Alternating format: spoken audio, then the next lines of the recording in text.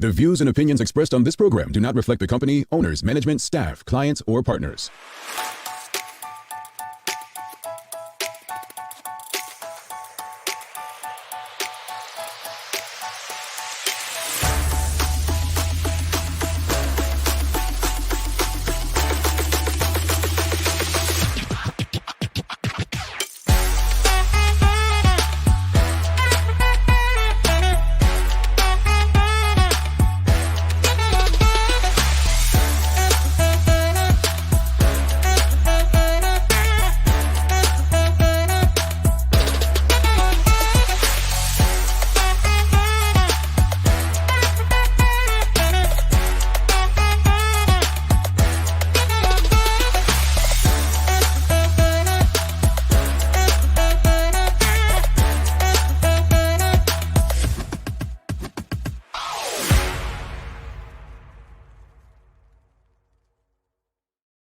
It's Tuesday, the 8th day of August, 2023. Welcome to Bermuda's Daily Talk Show. It's the Daily Hour brought to you by the BAC Group of Companies, Medical House, and Lindos. I'm Jamal Hartman, and Maya Palacio will be with us in a bit to bring you the latest in her news break brought to you by People's Pharmacy.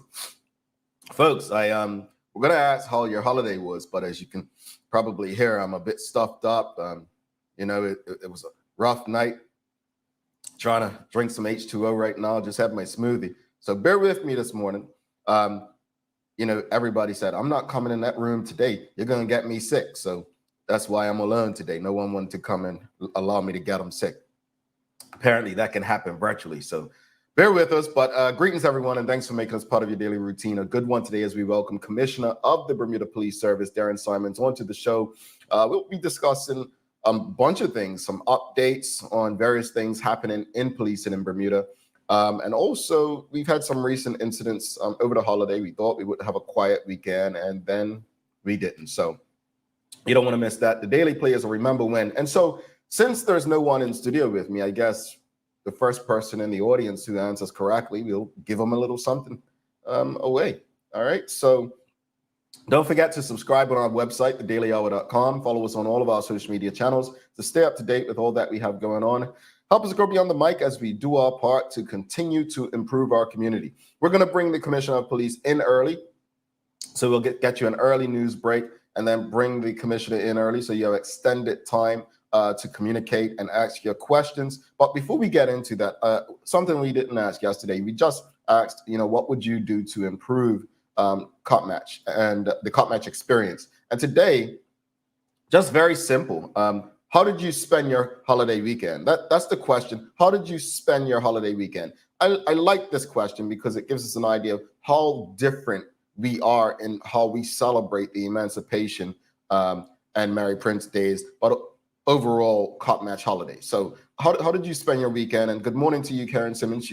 She says, good morning, TDH fam from Trinidad after 10 days in Tobago.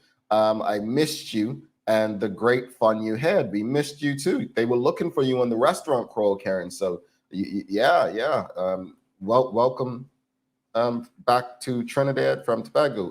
Hopefully you get back to Bermuda. I'm sure everyone misses you there too. Sean the Shield says, good morning, sir, and enjoy the book. Thank you. Sean gave me a really nice book, and I'm looking forward to probably reading it on some downtime this weekend. If you know me, I love to get through books. So it's a book by Andrew Yang, gentleman, tech exec who ran for president of the United States last go around for the Democratic Party, but obviously Joe Biden got the nod.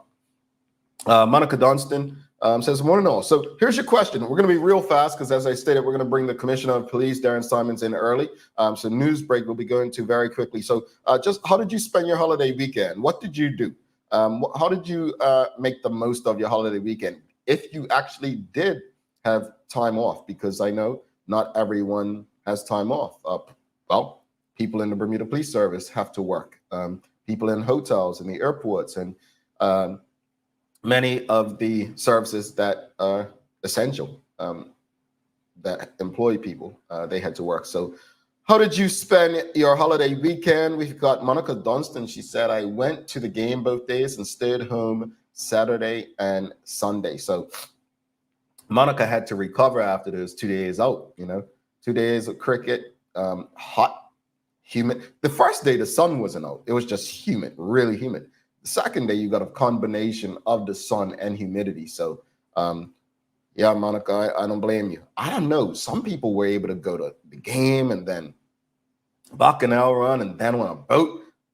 Man, you see my body. I'm broken down at this point. I need something to get this cold out of me. I said to someone yesterday, I said, I guess this means I'm getting older. And they're like, yeah, you are. I'm like, I mean, that's obvious, but you didn't have to sing it like that. Like, I didn't need a choir behind me, right? But yeah, our bodies change. So I guess we've got to respond to our bodies as we get older a bit differently.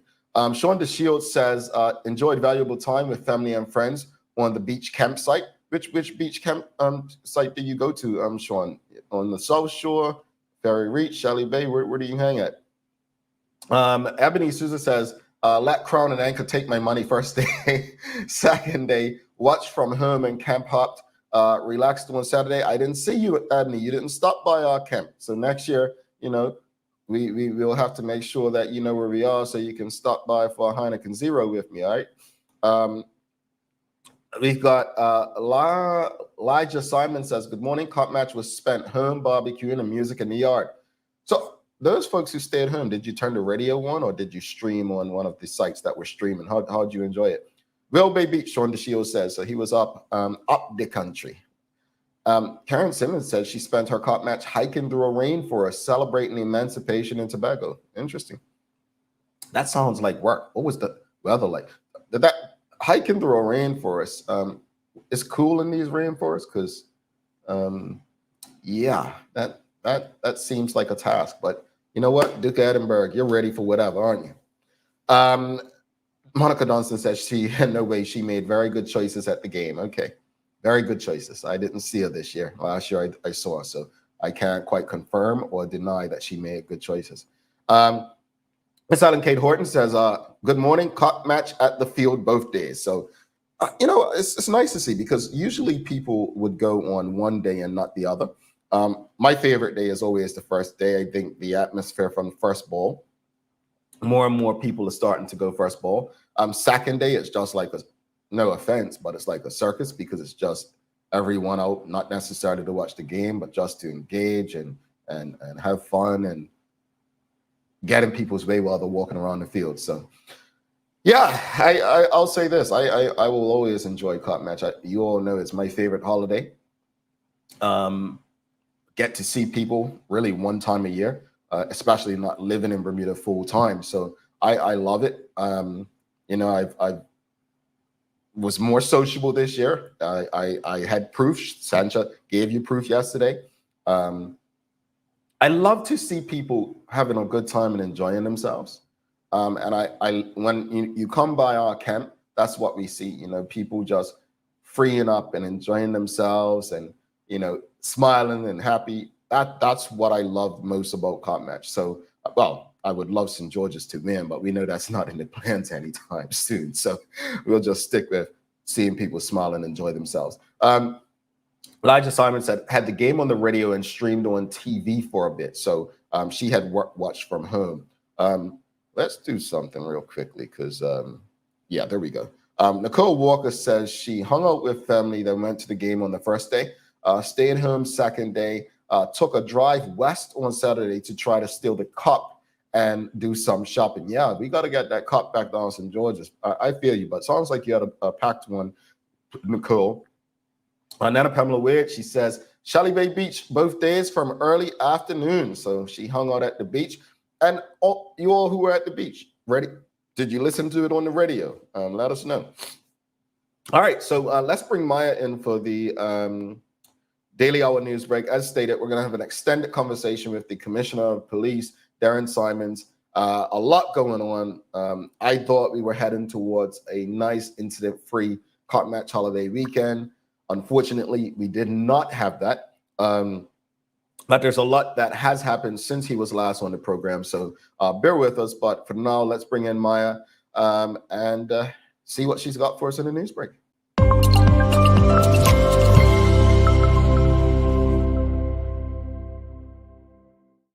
Good morning. Good morning. Greetings, madam. How are you? Feeling pretty good. Feeling pretty good. Oh, that makes one of us. I know you sound disgusting. Yeah, it happens. I don't know. I don't think I've been eating that bad, but I was on a Jeremy airplane and I was around a lot of people over the last few days. So yeah. Yeah, my friends that visited, her husband started getting that same congestion feeling in his face as well. So, well, I wish him sucks. well. I wish him well, and hopefully we can recover within 24 hours. That's a hope for sure. All right. Good morning, everyone. This is the Daily Hour News Break brought to you by People's Pharmacy. Starting out the news this morning, an update from the shooting that did occur on Sunday, the 6th of August.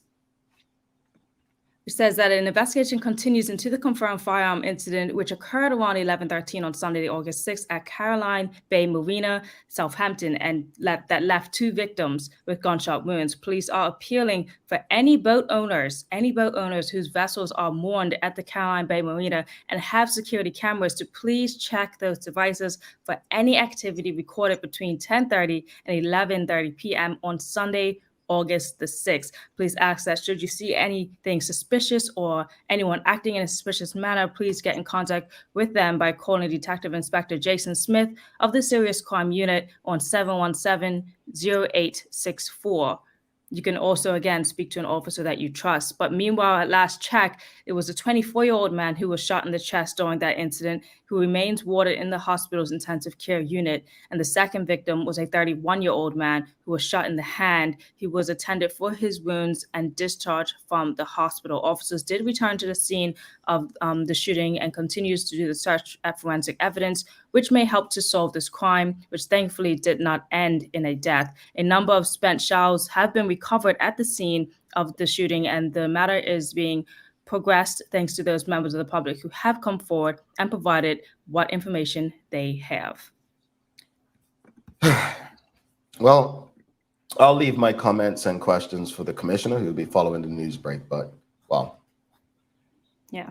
They also said that, however, there continues for the appeal of information because there were several people at the marina at the time that the incident did occur who have not come forward yet, and they are appealing for those persons to please come forward. Again, you could call the confidential Crime Stoppers number at 800-8477, and again, talk to an officer that you trust is an option as well. Now, in other news, though, around 2:34 p.m. on Monday, August the 7th, you may have heard about it, you may have seen it, but police received a report that a heavy construction crane belonging to Island Construction Limited was traveling west on St. John's Road, Pembroke, near the junction with Cedar Avenue, when the roadway collapsed. The crane tumbled down an embankment, stopped just short of a storage yard below. The crane operator appeared uninjured, but was still assisted by EMTs at the scene before transported to the hospital for further checks, and there was no damage to any private property or vehicle in the area. Yeah, that's pretty crazy, but it goes back to what I said yesterday about the infrastructure and how over time. But there's also Mother Nature. There's been so much rain as of late, right? A lot of rain.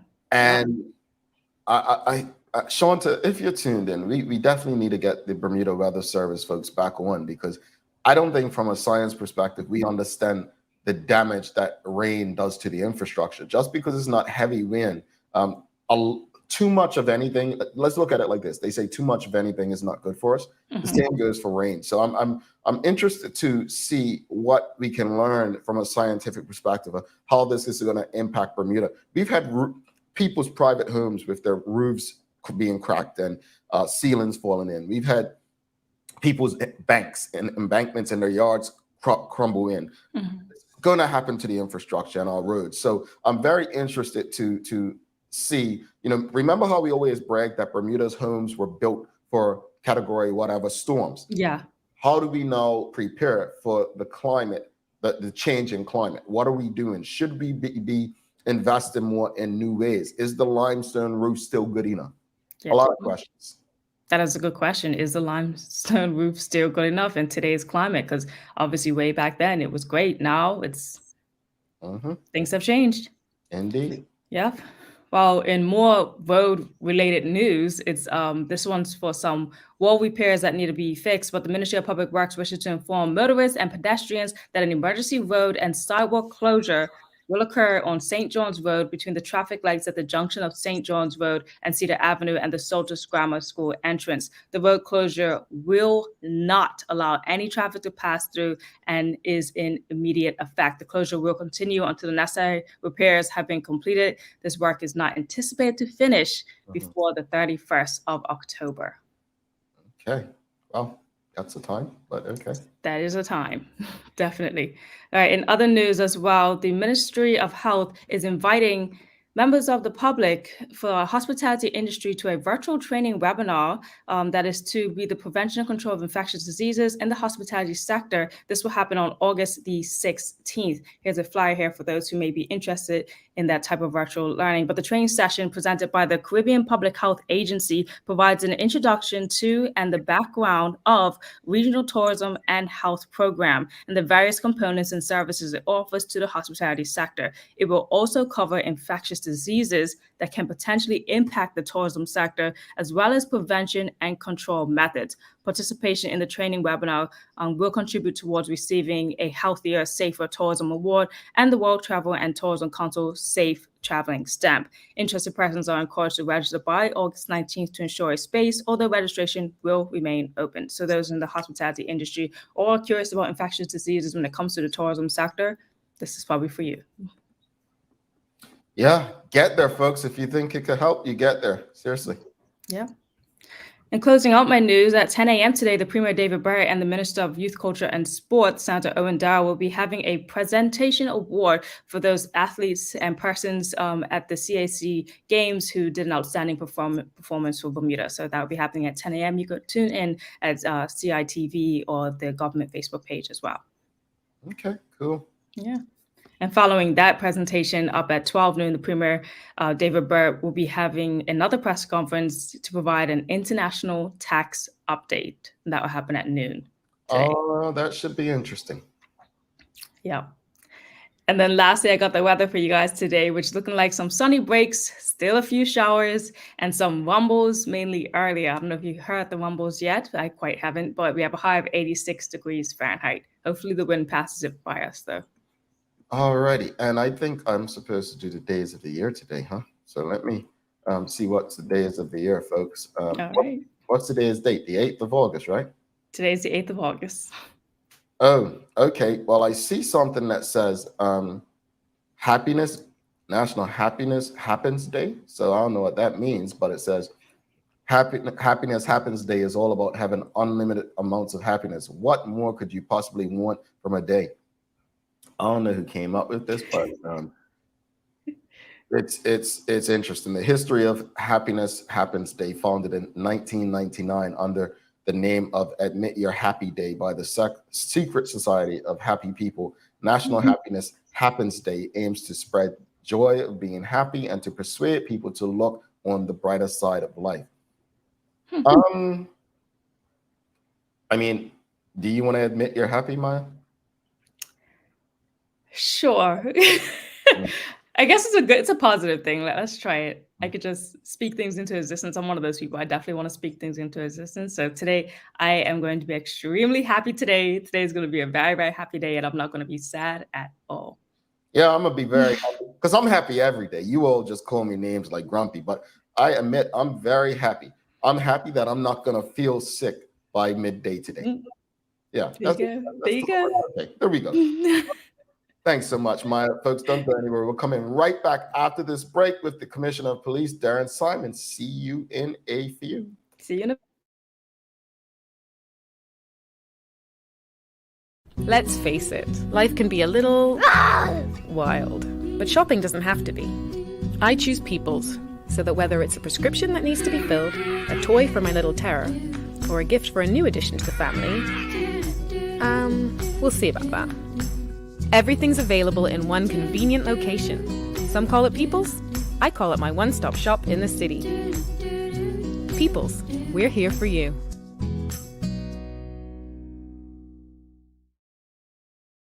Welcome to the new bulk store, Lindo's next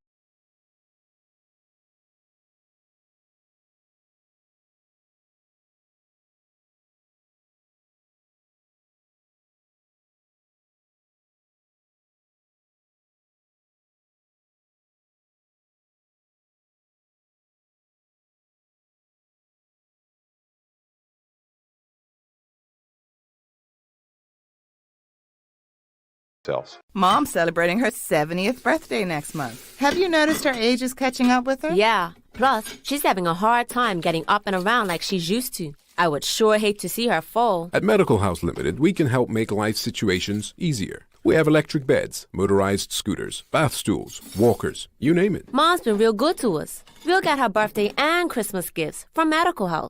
Medical House has relocated next to the Dendy Town Field. Number 6 Bakery Lane, Pembroke. Telephone 292-3622. All righty, welcome back to the big show. I'm Jamel Hartman. It's the Daily Hour brought to you by the BAC Group of Companies, Medical House Lindos, and People's Pharmacy. Folks, please don't forget to subscribe on our website, thedailyhour.com, and follow us on all of our social media channels to stay up to date with all that we have going on. Help us grow beyond the mic as we do our part to continue to improve our community. Without further ado, let's bring in our guest for the day. We've got the Commissioner of Police, Darrin Simons. Please give him a warm TDH welcome. Welcome back. Hey, all's well. Good morning. Good morning, Mr. Hartman. Thanks for having me. That never gets old. Good morning, Bermuda. No, thank you for making time for us. It's been a while, and always a pleasure to have you to engage directly with the audience and speak with us. I'm going to be honest with you, as I said to you prior to coming on. I thought we were going to have a completely different conversation today. A lot of people have been given praise to the Bermuda Police for the work that they've done over the last probably 6 months to a year. And then we had an incident or a few incidents this weekend. So, let's just jump right into that. I know a statement Maya just gave a update in her news break on Sunday night shooting, but do you have anything more to add? Like what from the commissioner's desk? What do you have to say about Sunday night shooting? Yeah, so that was definitely a very sort of tragic event. Nobody was killed at the event, but still we had the discharge of firearms, in and amongst a crowd of people. I mean, quite frankly, any discharge of a firearm in Bermuda is really unacceptable and shouldn't be happening. But certainly we are continuously appealing for witnesses to that event, and anybody that has information that can help us, no matter how small. There could be some very insignificant factor detail that somebody is aware of, and they're just wondering, should I share that with the police? I wonder if that's important to them. I really want to encourage people to contact the police or speak to an officer that they know, that they trust. That's one of the real positive things about policing in Bermuda is, many of us are well known. We live and work in the community. So I would just encourage people, if they see something, if they're wondering about something, to say something. Absolutely. Yesterday, I made a statement on this show. I said, well, silly me, maybe I'm naive. And Sanjay and Maya said, no, probably just optimistic. But I thought we were past the shooting stage in Bermuda because it seems like we hadn't had one in so long. Just speak to us, give us a bit of the numbers as to, because am I right or am I just like thinking this? Yeah, so in the past 12 months, like a rolling 12 months, other than what happened, oh, great, thanks for the chart. Other than what happened on the weekend, we were at two in 12 months firearms incidents. That's confirmed firearms incidents. The incident at Carolina Bay is going to take us up to 3. But yeah, still there has been a decline. I don't think we would have sort of transitioned from this notion that shootings aren't going to happen.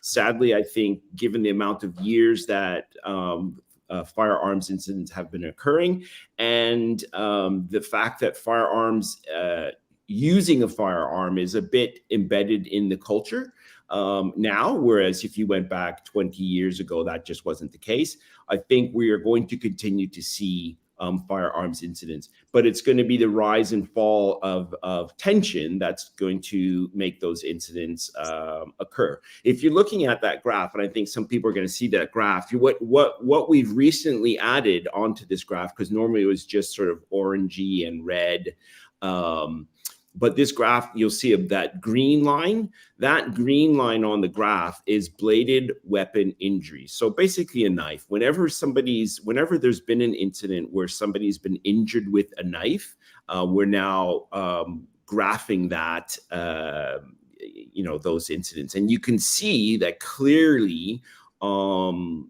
incidents involving knives are increasing. So I think, people that might have a propensity or tendency to use firearms are wondering, hey, I'll get less of a sentence if I use a bladed article. So certainly, we really do need to look at bladed articles.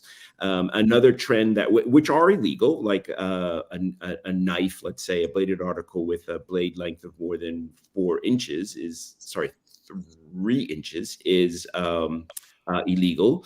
And now we're seeing people, carrying knives with blades less than 3 inches. So I think that we might need to look at that again. I know the UK have recently changed or updated and made knife laws more stringent, and we might need to do that also, just to reduce the amount of knives, bladed articles that people are carrying. But Mr. Hartman, to your point, I think there's going to be ebbs and flows, but I don't think we're like past it and we're going back to the halcyon days of no firearms incidents that we had 20 odd years ago. I just that's there's one thing where the firearms incidents are happening in a space where they weren't, and now I just think it's becoming more of a cultural norm within that community of individuals where the use of firearms is going to become or has become more commonplace. Fortunately for us, firearms are illegal. They're hard to get in the island. There's a great risk associated with that, because if you get caught, there's a very significant fine, but they still are finding their way in. People are still important and they have them. Yeah. Unfortunate. Audience, if you have any questions or comments for the commissioner, please send them through and we'll try to get through as many as possible. While we're on updates, I know my Cop Match Camp this year was dedicated to the memory of Marco Warren. This one seemed to hit the community pretty hard when he passed in May of this year. As commissioner, any updates? Is there any new information? Is there anything the public has been helpful with, or you're still looking for that can help? How close are we to an arrest in that situation? So that still remains a challenge for us in terms of what happened and who was involved. I think as in terms of my last update, I know that officers have a vehicle or a vehicle of interest that they are sort of gathering some information around, but who's at this point in time can't say that that vehicle where officers have an interest is actually the one. I think where the public can help there again is if they became aware of a vehicle that was damaged and attempting to be repaired, to share that with us would be helpful.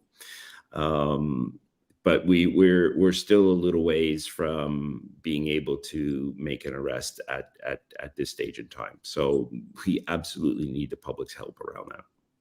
All right, folks, if you know someone, if you've got cameras in the area, your camera could be all the way up in flats. You just never know. Just be conscious that you may be able to, you may hold a key to cracking a case. Let's move on to the police service and manpower. So some months ago, it was reported, or probably last year, sorry, that the BPS was looking to recruit.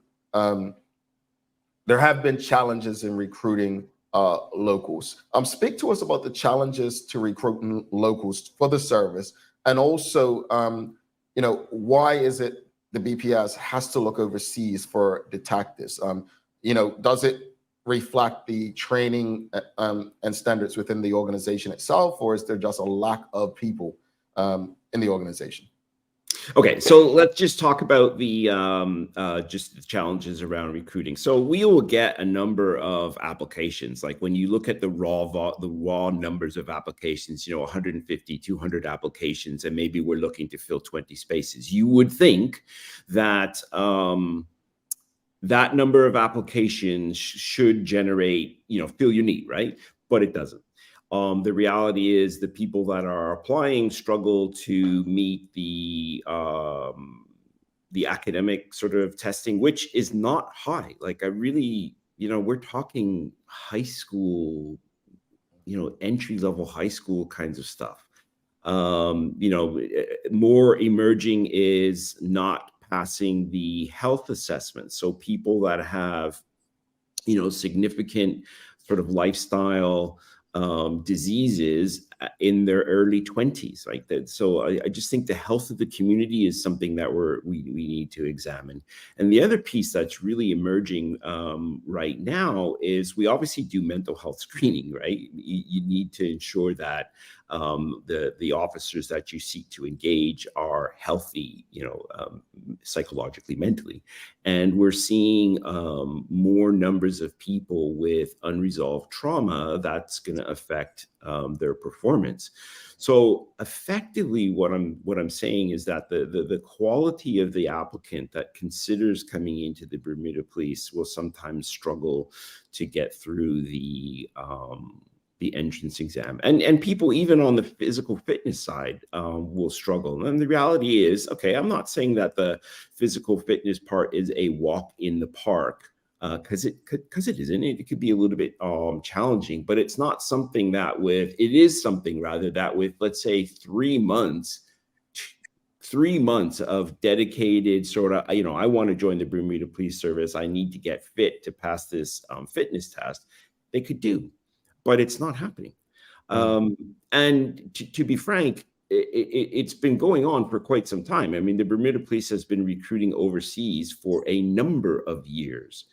So this is not new. What in recent times we haven't, and what really knocked us back was the 2 years of COVID. So we would have been sort of ongoing recruiting, having classes of maybe 10 officers, maybe a little bit more, and meeting our needs. But that 2 years of effectively 2 years of not being able to recruit really dropped us down. So right now we're at 380, 379, 381.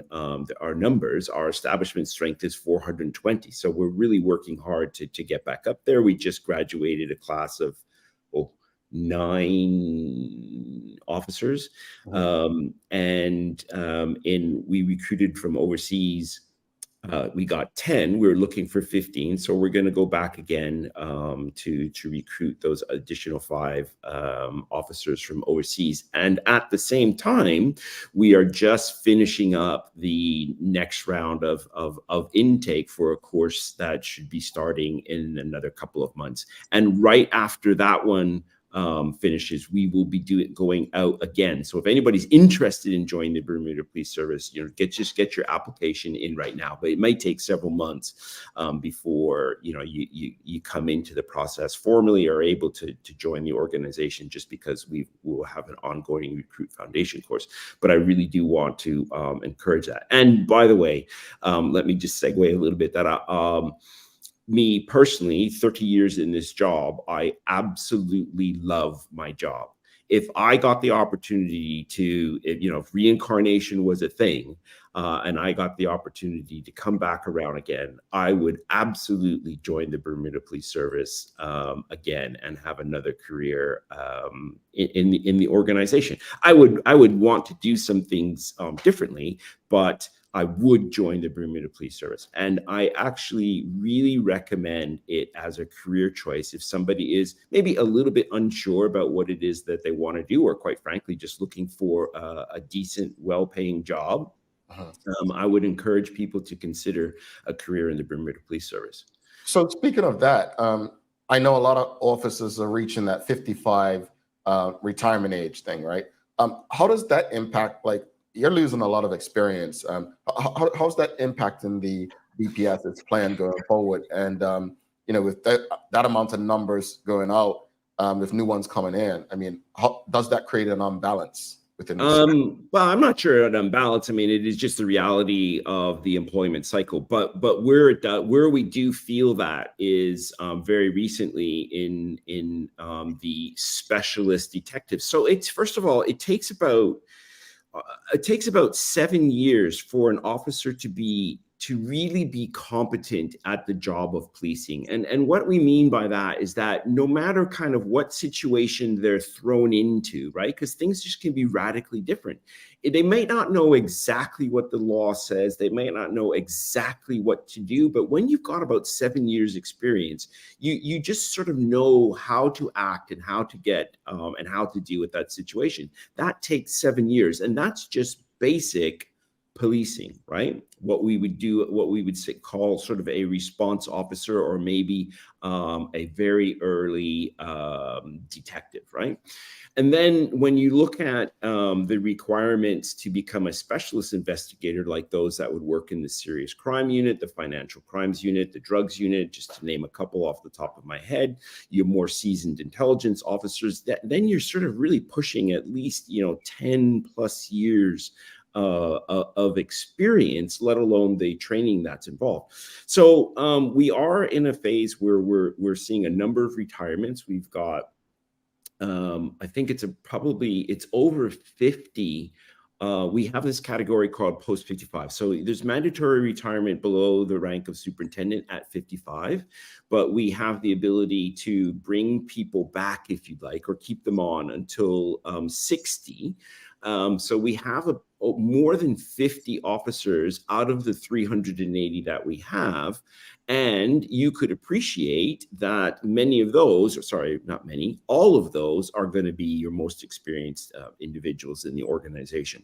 So that required us to go overseas, particularly for experienced or specialist detectives. We do have a fairly, I think, robust program that's designed to provide the training and the experiences that officers that are just generally coming along need to progress to that. And there's definitely evidence of younger officers that are going to progress in those ranks. But right now, we needed to bring in some experienced detectives and also firearms officer. That's a bit of another issue where firearms officers, there's just low enrollment for firearms officers within the Bermuda Police Service. And those that enroll, that course is tough. Like, I make no bones about that. That course is tough, and it's tough for a reason. The carriage of a firearm in an operational capacity is a significant responsibility, and we want to make sure that those people, the most appropriate people, are the ones that are assigned that role. And incidentally, the thing that causes people the greatest challenge on the firearms course is the decision making. So learning to effectively discharge, to shoot a weapon, we can teach pretty much anybody to do that. That's not the problem. The challenge is, when do you take your firearm out?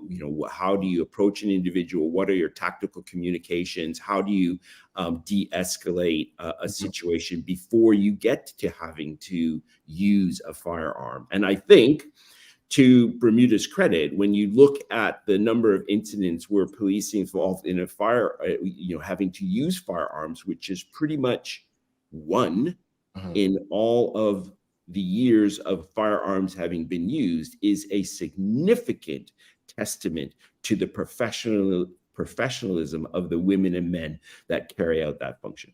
But going back to recruiting, and that you answered a lot of questions that I had for you just in that one statement just now. So thanks for that. As far as, because I did have a question about detectives, the recruitment, and you kind of gave details. So thank you for that. But Karen Edward Simmons, and audience, it's a lot of questions and comments coming through. I'm going to get through as many as possible. But Karen Edward Simmons, she just asked, where's recruiting overseas taking place, like geographical locations?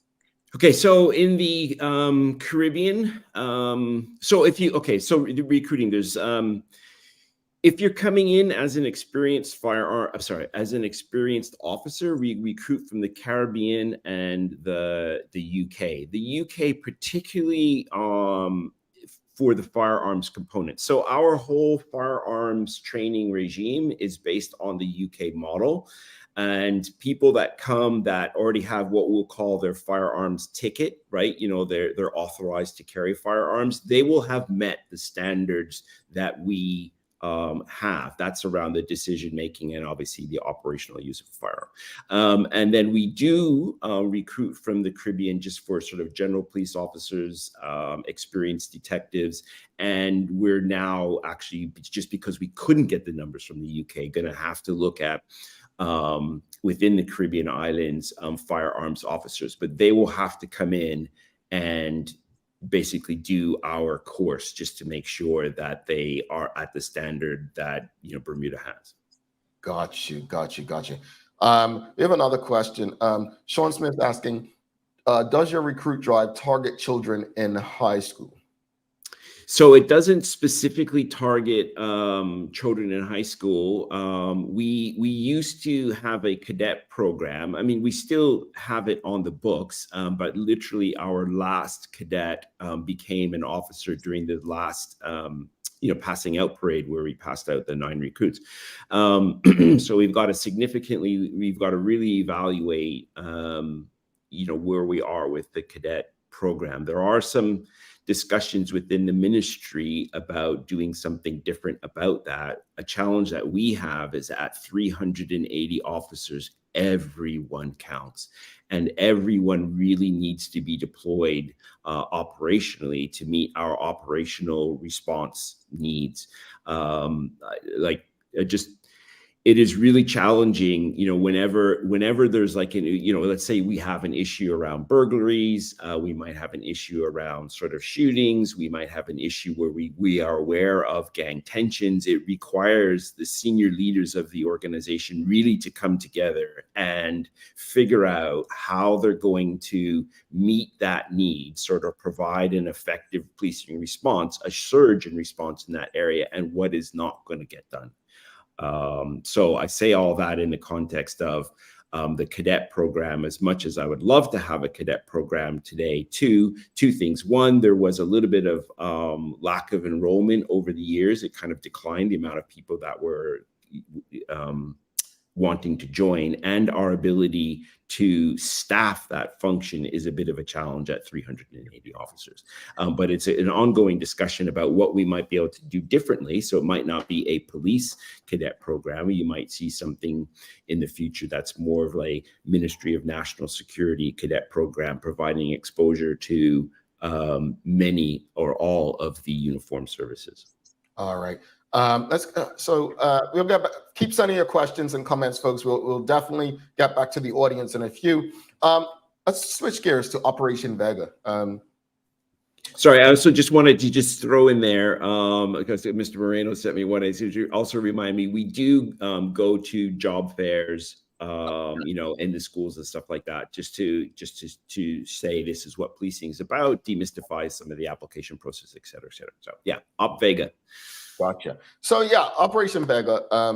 One of the things I seem to notice from it is Maya Palacio always in her news break reporting an increase in tickets, right? Yep. Which, in my opinion, isn't a good thing, because the whole purpose of it is you're letting people know where you're going to be. So act right, right? So that should be, the goal. Like, it should be a reduction in tickets and an increase in better behavior, but it appears to be doing nothing to address the bad behavior on the roads, right? Just think, I think Maya's reported we're up to 11 road fatalities. Yep. As of July. We had a total of 11 the entire year last year, if I'm not mistaken. I can't remember. Let me see if I can dig that. Yes, but it is up there. It's creeping up there. Has the time come for a new approach? Because it seems like we're just heading in a direction that it's not getting better. So I think we definitely need a more sort of consolidated, countrywide, government-wide program that really looks at reducing road harm, changing driving attitudes. And here's the thing, right? It's everybody that's not everybody, but it's a lot more people that are not making good driving choices, and just sort of attitudes towards driving have deteriorated to the point where many in our community are saying it, like, we're bad drivers. We don't drive with the same care, caution, and courtesy as we did 15 and 20 years ago. I think enforcement plays a significant role in that, but it's also sort of education and even some of our road design. So I talk about the 3 E's: enforcement, education, and engineering. And engineering is really about road design and what you might do around vehicles to maybe limit speed or ensure that they're as safe as possible. So I think without a doubt, enforcement plays a role in shaping people's behavior. And I think there's some things that we could do that might increase the deterrent value of the, if you like, threat or potential of enforcement. And I think there's a lot we could do around, like social media or just advertising campaigns, information campaigns to help shape attitudes. I think, where is the public sense of sort of outrage, or even not outrage, because that's hard to sustain, but like public shame around our standard of driving? Like, we'll talk about it as, we're dismayed of the standard of driving, but we haven't hit the point where there's this sense of shame, so that when people are like in a car and somebody starts driving like an idiot, that within that vehicle, people are going like, what are you doing? Like, this is not how we're supposed to drive. We haven't hit that. And what could be done that would help engage that sense within the community that driving irresponsibly is shameful amongst a group, just amongst the general population? Because when you engage that, when that happens, it doesn't require so much enforcement, because the community themselves begin to self-regulate. Like, go back in the days, when you were growing up, right? If you were on a bus and an elderly person got on, if you didn't get up, right, somebody gave you an elbow and said, like, I think you need to give that seat, right? A police officer didn't come on the bus, or the bus driver didn't. Well, the bus driver might have, but the community was sort of self-regulating around what its level of acceptability of behavior was. And the same thing exists with driving. Now, the reality is, this is not a problem unique to Bermuda, No. So attitudes around driving have deteriorated in the developed world to the point that the United Nations are saying, hey, Houston, we have a problem, right? And have dedicated energy and effort to putting plans in place to try and reduce that. But ultimately, we really need to shape the attitudes of individual members of society, so they are, just as they walk through or drive through our community, really have this sense of, this is appropriate behavior and this is not, and why are you doing it, kind of thing. And there are many levers to pull. Enforcement is one of them. Yeah. Media. I always say on this show, accountability. I always say on this show, accountability. I think when it comes to our behavior on the roads, accountability. And I have said it time and time again, we have a problem. And I don't know if this is a small town thing or Bermuda thing, but we have a problem in holding people we love accountable. That's I actually want to go. I think accountability is really important, right? But accountability starts at a place where you recognize and believe something's wrong, and then you hold somebody accountable. We need to go even a slightly step lower, where within the community, many more people are saying, listen, what you're doing is ridiculous. What you're doing is shameful. Stop it. And then we get to the accountability for those who continue to persist in that kind of offending or that kind of behavior. But really, when there's not enough critical mass of people saying, hey, what you're doing is wrong, and the word really is shameful, because shame really does modify human behavior across cultures, right? It's a very powerful motivator, a much greater motivator than enforcement will ever be. Because if the community says, yeah, all right, hey, poor you got done for impaired driving. You got caught. And that's what if that's the extent of their thinking, that is nowhere near as effective as shame associated with that. Like, I can't believe you were not got caught. I can't believe you were drinking and driving. What were you doing? What were you thinking? Hey, I don't really know if I want to associate with somebody that thinks and makes choices that way. When you engage, when the community engages shame around particular activities, you will see a change. But so long as it's acceptable for us as individual members that these things just happen and they're unfortunate, we're not pulling the greatest lever that we have as a community to change behavior. Indeed. I just want to go back. It was Maya Palacio, as she said, it was 11 road fatalities in 2022. So we've matched that already. And I think we should. And I think it was 15 the year before. It was like 17. Sorry. Okay. Yeah, she's got our back, Commissioner. What can I say? I appreciate that. So it's 17, one of the highest years on record, if not like equal the highest year on record. I will say, so you asked me a bit, we were a bit about Op Vega. So what is, okay. So when you look at the traffic collision statistics, we are seeing a decline. Now, I want to be careful around that. So when you look at things on a quarter by quarter, even year on year basis, the amount of numbers that you're talking about are so few there, and there could be so many factors that change that make them go up and down by the little bits that they're going up and down. So I'm saying all that to say that whilst I do see a decline in numbers, I'm not going to just make a direct causal link to the amount of enforcement and the energy and effort that we've put into Op Vega. However, those 2 points are there. We have increased. In fact, this last 2-week period, we are around 680 something. The previous 2-week period, I think we're 330. So clearly there was a step up, as it relates to the cut match holiday and doing what we can to make good driving a focus, or consequences for bad driving.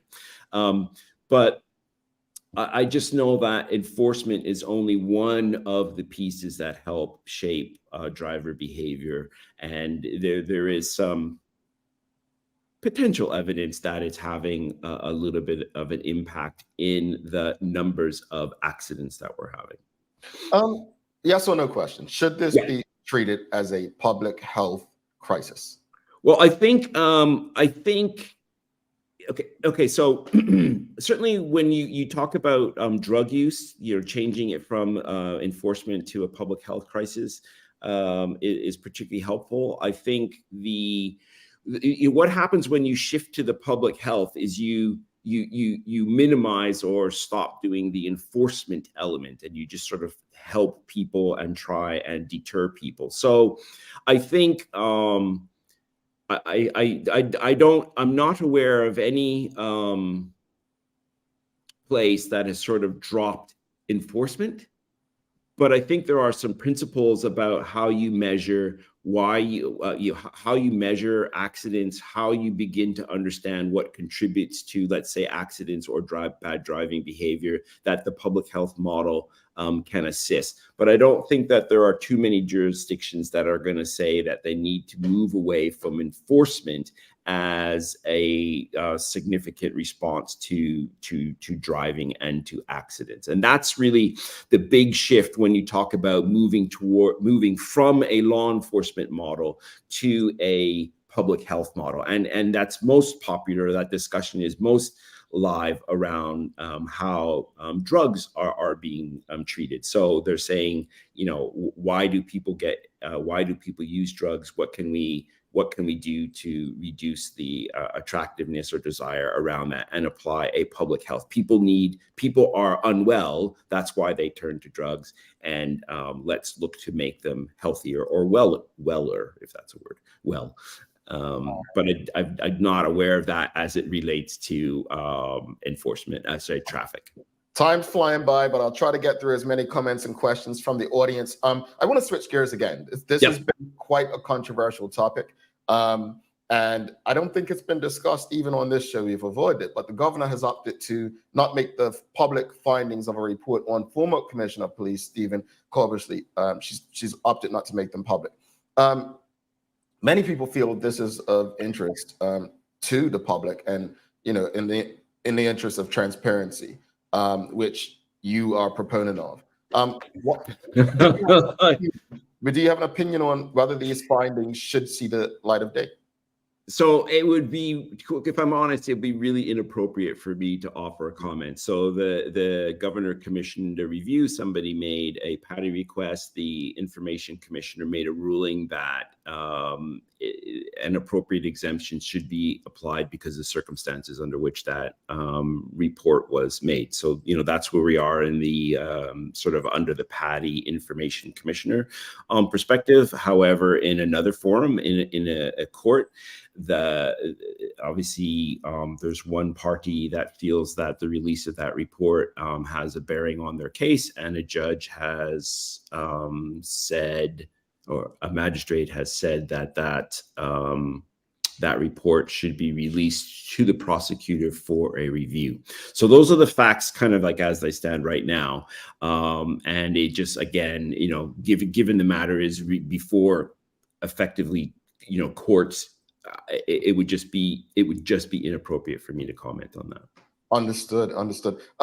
Another one is during Commissioner Corbish's tenure, he seemed to be cleaning up. Many officers were being suspended from duty due to internal investigations. Can you give us an idea of how many officers are still currently on suspension from duty, and how is it impacting their service? Because we spoke about manpower earlier. Well, yeah, I mean, definitely any suspension is going to, reduce the amount of people that are available for duty. In terms of numbers, let me just get that because I don't want to say that wrong.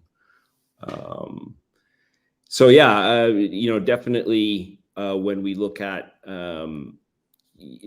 suspensions, any reduction in hold on, I'm just really trying to find the list. Any reductions that we have are going to impact our ability to respond. So right now there are 5 officers on suspension, and all of them bar 1 are for criminal matters. So 5 on suspension, 4 of them are for criminal matters, and 1 of them for something that we would call gross misconduct. So I think, I know a lot, for example, or like you said, some of this is attributed to Mr. Corbishley. The reality is, under previous Deputy Commissioner Paul Wright, we really started a journey of raising our professional standards and changing the way we deal with professional standards in the organization. And we adopted the UK sort of practice and regime about dealing with professional standards. So we've been on that journey for quite some time. Now, every time we have a conversation around professional standards, I do want to hasten to add that the overwhelming vast majority of officers do what they need to do and do it properly. And I'm very grateful for the work that they do.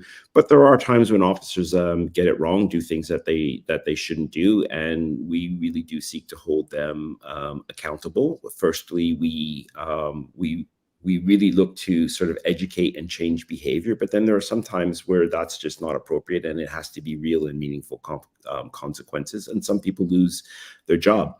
In terms of the things that we do, in terms of the types of complaints that we get, overwhelming, the vast majority of them are incivility. So where the officer's accused of being rude, and literally at some point, sometimes it's things like not saying good morning, not greeting people, and that's the overwhelming majority of the types of complaints that we get. And I think when you look at particularly other jurisdictions, the kinds of issues that policing has in other jurisdictions, I think Bermuda can hold its head up high in relation to how it treats the public. And part of that is because we're all known. Well, I have two people with follow-up questions. Maya Palacio saying suspended with pay or without, and Michelle White kind of has the same question. Are persons on paid suspension? Yeah, so everybody is on paid suspension. So in contrast to, let's say, because we get that question a fair bit. So in the BPSU, right, the rest of the civil service, suspension is a punishment. So after a matter has been adjudicated, they will say, okay, you're suspended for X amount of weeks, and they don't get paid, right? Because it is a punishment. For us, suspension happens because we need to manage risk whilst the matter is being investigated. So the allegation is so serious, and or the risk to the investigation, well, there is a meaningful risk to the investigation such that that person cannot be redeployed in another duty, or in the public interest. It could be the nature of the allegation, like in the context of a criminal allegation. You wouldn't want somebody that on the face of it, there's a criminal allegation made of which there's some substance, continuing to be employed. However, there's been no determination. So you can't punish somebody for something that they would be, maybe later found, or it's not proven. So officers are suspended with pay, and that is in law. We've got a lot more. Folks, if we don't get through it, send the Bermuda Police Service an email, but I'll try to get through as many more questions as possible. Nicole Walker, she's asking, should the fitness standard needed during recruitment evaluation be maintained during the course of an officer's career, and are there periodic assessments? Great question. I love it. I love it. So if I had my way, the answer would be yes. I can pass the physical fitness test at 57 years old, had a birthday on Sunday. At 57, I can pass the physical fitness test. And yes, I do think officers should maintain that physical fitness throughout their career. However, historically, that has not been the case. What I can tell you is that I have shifted the bar, and obviously I can't just overnight sort of change that. I mean, I could change some of the requirements, but the consequence, if people don't meet it, I can't do that because it's a matter of conditions of service. And you've got the Bermuda Police Association that probably has a different view. But right now, as of last year, it is a requirement that every officer takes the physical fitness test, and that's a new thing. So we are now sort of saying, you've either passed or you're not passed, and we are having conversations with officers about what they're doing to ensure that they pass the next time. So we are definitely moving in that direction. Happy belated birthday to you as well, Commissioner. Thank you. Thank you. Couple more questions. Maya Palacio, she was asking, why do investigations like road fatalities take so long to be investigated? Why does the BPS name the victim but not the suspect in these cases? Okay, so they're complicated. So we have to, an investigation, goes on to the point where we think we can charge somebody, and then even sometimes after you've charged somebody and they're going to court, there's still things that come out in the court that need to be very quickly investigated. Particularly road traffic investigations are highly technical.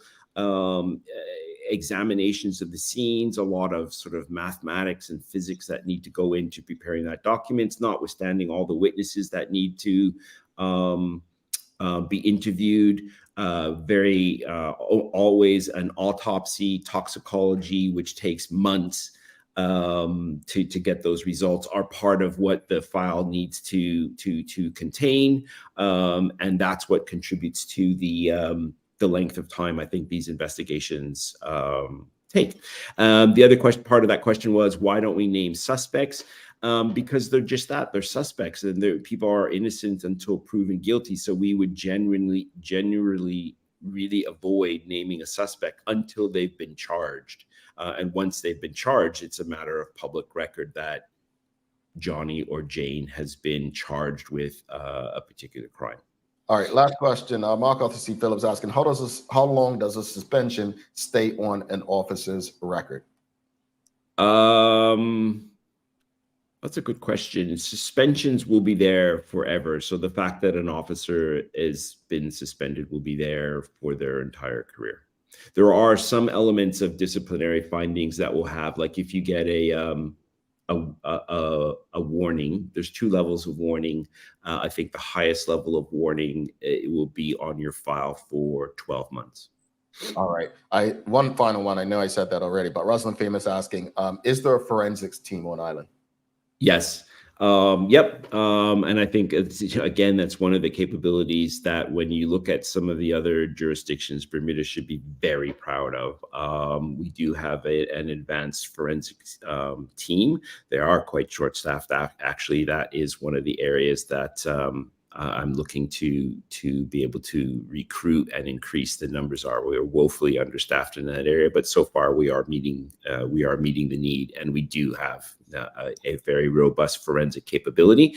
And where there are specialists that are required, we have access to like the world's most preeminent experts in their field of expertise. So if a case, requires some, let's say, blood splatter expertise, or a really high-end forensic pathologist in a niche area, we have access to those kinds of people, and they routinely, would come to Bermuda where the scene or some element of the evidence requires that.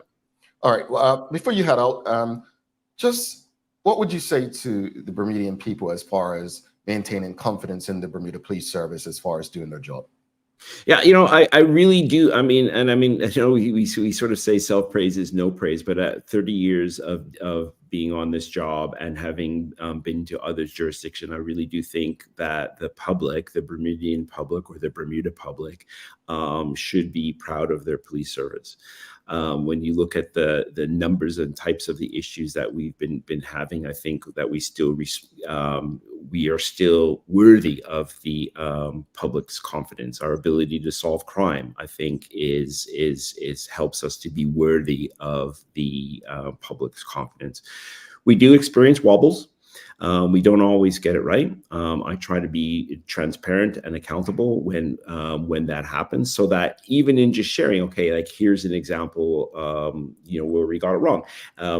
When you're not hearing those things, it's because it's not happening. I would encourage, there's very few people in the island that won't know an officer, or certainly can't get to know an officer in the course of their everyday life, just as they, through sporting events, just leisure events, seeing them out in a bar or something like that. And I would encourage people to develop personal relationships with individual police officers so that they can develop that relationship where they feel confident to share. Yeah. Commissioner Simons, thank you so much. Let's not have such a length of time before your next visit, but I appreciate the conversation and information. Again, we didn't get through all of the comments and questions from the audience, but that just means we need to have you back in a few months, right? No, absolutely. I really do appreciate that. And maybe next time we would literally just start, okay, what are your questions? Because I do like the questions. If anybody wants to write to me, I can be reached at cop at bps.bm, and I do truly welcome the questions. 295-0011. You can ask to either have a meeting or reach out to me if that's what you'd like to do. I really do think that my role is to engage with the community and sort of be as responsive as I can to their questions and concerns. And whilst one last thing, if I can, Mr. Hartman, I really do just want to thank the women and men of the Bermuda Police Force for their continued effort, their hard work, particularly over this Cup Match holiday. A lot of people were out there reveling in and enjoying in that, and many in the organization were out there working hard to keep you safer. And there's a lot of things that you would just never know about that the police are involved in to keep you safe. And I want to thank all those women and men for their efforts around that. Indeed. Thank you to them, Commissioner. Thank you so much, and we'll be in touch. Have a great day. Mr. Hartman, thank you very much, and good morning, Bermuda. All right, Commissioner Darrin Simons. Folks, if you appreciated the conversation, please give us a thumbs up, a love, a like. Make sure you share the conversation with your friends, your family, your colleagues. We're going to take a quick break. When we come back, you will have a chance to win something. So do not go anywhere. Stick with us. Coming back right after this break. Ordering from ER Fisheries has just gotten simpler. With just a few clicks of a button, you can place an order for next-day delivery or same-day pickup. Our ever-expanding list of offerings now include grocery pantry items, specialty meats, and bread and dairy items. We know things have been hard, and we're here to make planning for your next meal or party easy. Whether you're a vegetarian or a meat eater, we have what you're looking for. And best of all, it can be delivered to your door in 24 hours or less. Go to www.erfisheries.bm and check out our wide range of seafood, beef, lamb, pork, poultry, fruits, vegetables, and plant-based products, all available at reasonable prices. That's www.erfisheries.bm. All right, welcome back. Thanks again to Commissioner Darrin Simons, Commissioner of the Bermuda Police Service, for the conversation this morning. Again, if you appreciated the conversation, please give us a thumbs up, a love, a like, and folks, please send these conversations to your friends, your family, your colleagues. A lot of us have conversations, we debate, we argue about so many things, and this show, we bring people directly to you so that you can get answers. Sometimes not the answers we want, sometimes not all the information we want, but we're getting somewhere. We're getting more than we wouldn't if it weren't for the Daily Hour bringing you these conversations. So it's time for the Daily Play. Well, first of all, thanks again to BAC Group of Companies, Medicals, Lindos, and People's Pharmacy for ensuring we can have these conversations with you on a regular basis. It's time for the Daily Play, brought to you by Bermuda Trivia, now available at stores throughout Bermuda. Follow Bermuda Trivia on Facebook, Instagram, Twitter, and TikTok to find out why it's Bermuda's favorite trivia game. All right, audience, you're going to have 20 seconds to answer this. The first person who answers this correctly gets yourself a mug, either a travel mug or a Daily Hour mug. Here we go. It's a remember when. After the 2003 general election, who replaced now Dame Jennifer as Premier of Bermuda?